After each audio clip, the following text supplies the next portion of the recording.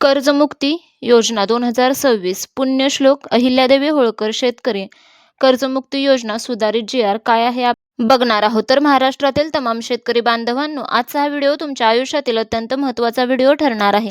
गेल्या अनेक महिन्यांपासून संपूर्ण महाराष्ट्राचे लक्ष लागून राहिलेल्या पुण्यश्लोक अहिल्यादेवी होळकर शेतकरी कर्जमुक्ती योजना 2026 बाबत राज्य सरकारने 15 जुलै 2026 रोजी एक अत्यंत ऐतिहासिक आणि क्रांतिकारी शासन निर्णय म्हणजे जी.आर. जारी केला आहे. होय, तुम्ही बरोबर ऐकले. 15 जुलै 2026 रोजी राज्य शासनाच्या सहकार पणन व वस्त्रोद्योग विभागाने एक नवीन अध्यादेश काढून कर्जमाफीच्या जुन्या नियमांमध्ये असे काही बदल केले आहेत, ज्यामुळे आता लाखो शेतकरी या योजनेच्या कक्षेत आले आहेत. जे अपात्र ठरवले जात होते किंवा ज्यांच्या मनात 50,000 रुपयांच्या प्रोत्साहनपर अनुदानाबाबत अनेक शंका होत्या, त्या सर्व शंकांचे निरसन या एका जी.आर.मुळे झाले आहे. आता शेतीचा खर्च वाढतोय आणि पिकाला भाव मिळत नाही, याची खरी शोकांतिका आहे. या परिस्थितीची जाणीव ठेवून राज्य सरकारने बजेटमध्ये या योजनेची घोषणा केली. सुरुवातीला या योजनेचे नियम अत्यंत कडक आणि गुंतागुंतीचे होते, परंतु त्यामध्ये शिथिलता आली आहे. या योजनेसाठी तब्बल 20,000 कोटी रुपयांच्या पुरवणी मागण्या मंजूर करण्यात आल्या आणि अखेर 15 जुलै 2026 रोजी अधिकृत जी.आर. काढून योजनेला एका नव्या आणि सोप्या भाषेत समजून घेणार आहोत. हा व्हिडिओ पाहिल्यानंतर तुम्हाला कोणत्याही बँकेत किंवा माहिती सेवा केंद्रात जाऊन चक्रा मारण्याची गरज पडणार नाही. तर आता थेट मुद्द्याला हात घालूया. तर 15 जुलै 2026च्या जी.आर.मधील मुख्य 3 आणि क्रांतिकारी बदल पाहणार आहोत. त्यामधला पहिला म्हणजे प्रोत्साहनपर अनुदानाची तिजाचकट पूर्णपणे रद्द. तर जी.आर.मधील सर्वात मोठा आणि ऐतिहासिक निर्णय हा नियमित कर्ज भरणाऱ्यांना प्रामाणिक शेतकऱ्यांसाठी आहे. यापूर्वीच्या नियमानुसार ज्या शेतकऱ्यांनी आपले पीक कर्ज वेळेत फेडले आहे त्यांना 50,000 रुपयांचे प्रोत्साहनपर अनुदान दिले जाणार होते, परंतु त्यासोबत एक जाचक घालण्यात आली होती. अट अशी होती की हे 50,000 रुपये मिळवण्यासाठी शेतकऱ्याला आगामी वर्ष 2026-27 मध्ये पुन्हा नवीन पीक कर्ज घ्यावे लागेल आणि ते वेळेत परत करावे लागेल, तरच हे पैसे खात्यात येतील. नवीन नियमानुसार काय बदल झाला? तर 15 जुलैच्या जी.आर.ने ही अट पूर्णपणे रद्द म्हणजेच शिथिल केली आहे. सरकारने मान्य केले की प्रामाणिकपणे कर्ज फेडणाऱ्या शेतकऱ्यावर पुन्हा नवीन कर्जाच्या आणि वेळेत फेडेची सक्ती करणे अन्यायकारक आहे. त्यामुळे आता ज्या शेतकऱ्यांनी 1 एप्रिल 2019 ते 31 मार्च 2025 या कालावधीत घेतलेले पीक कर्ज वेळेत फेडले आहे, त्यांना कोणत्याही नवीन अटीशिवाय थेट त्यांच्या बँक खात्यात 50,000 रुपये प्रोत्साहनपर अनुदान जमा केले जाईल. हा प्रामाणिक शेतकरी बांधवांचा खूप मोठा विजय आहे. आता पाहूया बदल क्रमांक 2. तर 2 लाखांपेक्षा जास्त कर्ज असलेल्या थकबाकीदारांना ओ.टी.एसचा लाभ. दुसरा मोठा बदल थकबाकीदार शेतकऱ्यांसाठी आहे. जुन्या नियमाप्रमाणे ज्या शेतकऱ्यांचे एकूण पीक कर्ज आणि त्यावरील व्याज मिळून रक्कम 2 लाख रुपयांपेक्षा 1 रुपया जरी जास्त असेल तर तो शेतकरी या योजनेतून पूर्णपणे बाद होत होता. यामुळे त्यांचे कर्ज 2,10,000 किंवा 2.5 लाख होते ते शेतकरी हवालदिल झाले होते. नवीन नियमानुसार काय बदल झाला? तर 15 जुलैच्या सुधारित जी.आर.नुसार आता सरकारने वन टाइम सेटलमेंट म्हणजेच एक वेळ समझोता योजना लागू केली आहे. याचा अर्थ असा की जर एखाद्या शेतकऱ्याचे पीक कर्ज समजा 2,40,000 रुपये असेल तर त्या शेतकऱ्याने वरचे 40,000 रुपये स्वतःच्या खिशातून किंवा बँकेची समझोता करून बँकेत जमा करायचे. एकदा का ती वरची रक्कम जमा झाली की शासन त्या शेतकऱ्याचे उर्वरित 2 लाख रुपये स्वतः बँकेला अदा करेल आणि त्या शेतकऱ्याचा सातबारा कोरा करेल. या नियमामुळे राज्यातील लाखो मोठे कर्जदार शेतकरी आत्महत्येच्या दारातून मागे फिरणार आहेत. आता पाहूया बदल क्रमांक 3. तर 2 लाखांपर्यंत सरसकट लाभ म्हणजेच 2019च्या योजनेचा विस्तार. शेतकरी बांधवांना 2019 मध्ये जेव्हा महात्मा ज्योतिराव फुले शेतकरी कर्जमुक्ती योजना आली होती, तेव्हा काही तांत्रिक अडचणींमुळे अनेक थकबाकीदार शेतकऱ्यांना केवळ 50,000 रुपयांपर्यंतच लाभ मिळू शकला होता किंवा ते अपात्र राहिले होते.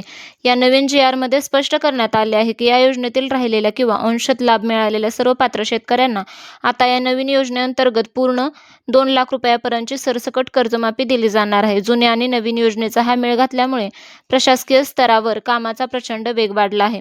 आता पाहूया कर्जमाफीसाठीचे सुधारित निकष आणि पात्रता. तर आता आपण अत्यंत बारीक गोष्टींवर लक्ष केंद्रित करूया. अनेक शेतकरी विचारतात, आमचे कर्ज कधीचे असावे? आम्ही पात्र आहोत का? 15 जुलैच्या जी.आर.मध्ये पात्रतेचे निकष अत्यंत स्पष्ट शब्दात मांडले आहेत. तर आता पाहूया कर्जमाफीसाठी निश्चित केलेला कालावधी. तर कर्ज घेण्याचा कालावधी शेतकऱ्याने 1 एप्रिल 2019 ते 31 मार्च 2025 या कालावधीत राष्ट्रीयकृत बँका, व्यावसायिक बँका, ग्रामीण बँका किंवा जिल्हा मध्यवर्ती सहकारी बँकांकडून घेतलेले पीक कर्ज किंवा पुनर्गठित पीक कर्ज या योजनेसाठी पात्र असेल. 2 म्हणजे थकबाकीची तारीख घेतलेले कर्ज 30 सप्टेंबर 2025 या तारखेला बँकेच्या पुस्तकात थकबाकी म्हणून दिसणे आवश्यक आहे. तिसरं म्हणजे फेडीची अंतिम मुदत. जे कर्ज 30 सप्टेंबर 2025 रोजी थकबाकीत होते आणि जे शेतकऱ्याने 31 मार्च 2026 पर्यंत भरलेले नाही, ते सर्व कर्ज या योजनेअंतर्गत माफ केले जाईल. कमाल मर्यादा 2 लाख रुपये आहे. अपात्रचे निकष पाहूया. कोणाला कर्जमाफी मिळणार नाही. शासनाचा हा पैसा केवळ आणि केवळ गरजू गरिबांनी अल्पभूधारक शेतकऱ्यांपर्यंत पोहोचावा यासाठी 15 जुलैच्या जी.आर.मध्ये अपात्रतेचे नियम कडक करण्यात आले आहेत. तर कोणाचे कर्ज माफ केले जाणार नाही. आयकरदाते म्हणजेच इन्कम टॅक्स. ज्या शेतकऱ्यांनी मागील आर्थिक वर्षात आयकर भरला आहे ते योजनेसाठी अपात्र असतील आणि केंद्र राज्य सरकारकडून प्राप्तिकर विभागाचा डेटा मागवून थेट पडताळणी केली जात आहे. दुसरं म्हणजे लोकप्रतिनिधी. आजे माजी आमदार, खासदार, मंत्री तसेच जिल्हा परिषदेचे अध्यक्ष, नगरपालिकेचे नगराध्यक्ष आणि सहकारी साखर कारखाने, सूतगिरण्यांचे संचालक या योजनेला लाभ घेऊ शकत नाहीत. मात्र ग्रामपंचायत सदस्य किंवा सेवा सोसायट्यांचे संचालक यांना अपात्रतेमधून वगळले आहे, म्हणजेच त्यांना लाभ मिळेल. तिसरं म्हणजे शासकीय कर्मचारी. केंद्र आणि राज्य शासनाचे सर्व अधिकारी व कर्मचारी ज्यांचे मूळ वेतन आणि महागाई भत्ता मिळून मोठी रक्कम होते. तसेच निमशासकीय संस्थांचे कर्मचारी अपात्र आहेत. मात्र चतुर्थ श्रेणी तसेच कर्मचारी आणि दरमहा 25,000 रुपयांपेक्षा कमी पेन्शन घेणारे सेवानिवृत्त कर्मचारी पात्र आहेत. आता मृत शेतकऱ्यांच्या वारसांबाबत विशेष नियम. जर एखाद्या पात्र शेतकरी बांधवाचा दुर्दैवाने मृत्यू झाला असेल आणि त्यांच्या नावावर पीक कर्ज थकलेले असेल तर त्यांच्या वारसांना म्हणजेच पत्नी, मुलगा किंवा कायदेशीर वारस कोणताही त्रास न देता वारसांच्या नावावर हे कर्जमाफीचे पोर्टल उघडले जाईल आणि त्यांचे कर्ज देखील 2 लाख रुपयांपर्यंत माफ केले जाईल. आता पाहूया बँक खात्यात पैसे कधी जमा होणार. अंतिम तारीख काय? तर आधीच्या तारखा का बदलल्या? सुरुवातीला सरकारने सांगितले होते 5 जून ते 30 जून दरम्यान पैसे जमा होतील. परंतु राज्यातील लाखो शेतकऱ्यांचा बँकांकडून डेटा गोळा करणे, आधार प्रमाणीकरण करणे आणि आयकरदात्यांची यादी फिल्टर करणे या कामाला अपेक्षेपेक्षा जास्त वेळ लागला. अंतिम तारीख जाहीर. 15 जुलैच्या या नवीन घडामोडींवर स्पष्ट करण्यात आले आहे की आता सर्व तांत्रिक कामे 99% पूर्ण झाली आहेत. सरकारने बँकांना कडक निर्देश दिले आहेत की कोणत्याही परिस्थितीत 30 जुलै 2026 पूर्वी सर्व पात्र शेतकऱ्यांच्या खात्यावर कर्जमाफीची 50,000 रुपये प्रोत्साहनपर अनुदानाची रक्कम थेट DBT द्वारे जमा झाली पाहिजे. म्हणजेच येत्या काही दिवसातच तुमच्या मोबाईलवर अकाउंट क्रेडिट मेसेज पडायला सुरुवात होईल.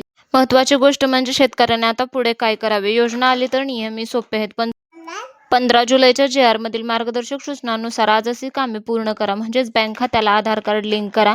तुमचे जे पीक कर्ज आहे तिथे जाऊन तुमचे आधार कार्ड बँक खात्याशी लिंक आहे की नाही याची खात्री करा. जर आधार लिंक नसेल तर सरकारचे पैसे ट्रान्सफर होणार नाही. दुसरं म्हणजे पोर्टलवर आपली माहिती तपासा. शासनाच्या अधिकृत कर्जमुक्ती पोर्टलवर किंवा तुमच्या जवळच्या आपले सरकार सेवा केंद्रात CSC सेंटरला जाऊन अचूक माहिती भरली आहे का हे तपासा. तिसरं म्हणजे आधार प्रमाणीकरण eKYC. जेव्हा सरकार गावनिहाय पात्र लाभार्थ्यांची यादी जाहीर करेल तेव्हा सेवा केंद्रावर जाऊन तुमच्या अंगठ्याचा ठसा लावून मोबाईलवरील OTP द्वारे eKYC पूर्ण करा. eKYC झाल्याशिवाय बँकेत पैसा जमा होत नाही. तसेच तक्रार निवारण प्रणाली. जर तुमचे नाव यादीत आले नसेल किंवा बँकेने तुमचे कर्ज चुकीचे दाखवले असेल तर घाबरून जाण्याचे कारण नाही. प्रत्येक तालुक्यामध्ये तहसीलदार यांच्या अध्यक्षतेखाली एक समिती स्थापन करण्यात आली आहे. तुम्ही या समितीकडे लेखी तक्रार नोंदवू शकता. 30 जुलैच्या मुदतीनंतर अशा तक्रारींचे निवारण करून पात्र शेतकऱ्यांना लाभ दिला जाणार आहे. तर शेतकरी बांधवांनो, 15 जुलै 2026चा सुधारित शासन निर्णय खरोखरच महाराष्ट्रातील शेती क्षेत्राला आणि बळीराजाला संजीवनी देणारा आहे. तुम्हाला ही माहिती आवडली का? कमेंटमध्ये नक्की सांगा. व्हिडिओ आवडला असेल प्लीज लाईक करा, शेअर करा आणि चॅनलला अजूनही सबस्क्राईब केले नसेल तर चॅनलला जरूर सबस्क्राईब करा. धन्यवाद.